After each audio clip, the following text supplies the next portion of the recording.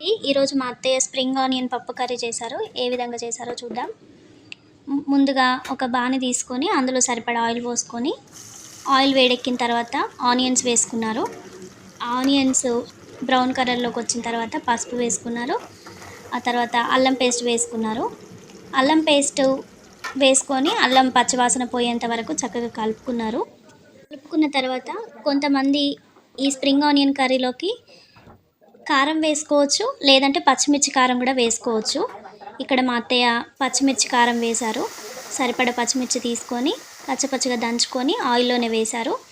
ఆయిల్లో ఒక్క నిమిషం మగ్గిన తర్వాత ఇప్పుడు స్ప్రింగ్ ఆనియన్స్ అన్నీ కూడా ఆయిల్లో వేసి చక్కగా కలుపుకొని అందులో పప్పు వేశారు. పప్పు స్ప్రింగ్ ఆనియన్స్ రెండు చక్కగా అంత పట్టేలాగా కలిపి పెట్టుకున్న తర్వాత కొద్దిసేపు ఒక 5 minutes అది అందులో ఆయిల్లోనే మగ్గనివ్వాలి.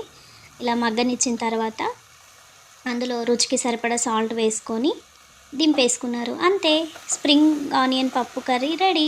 కమ్మగా రుచిగా ఇది చపాతీలోకి బాగుంటుంది, లేదా వేడివేడి రైస్లోకి కూడా చాలా బాగుంటుంది.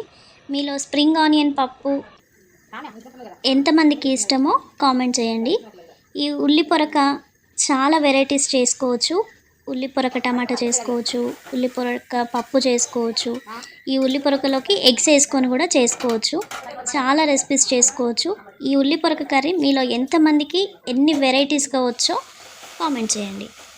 ఎవరైనా నా ఛానల్ని కొత్తగా చూస్తున్న వారు ఉన్నట్లయితే షేర్ చేసి, లైక్ చేసి, సబ్స్క్రైబ్ చేసుకొని కామెంట్ పెట్టండి.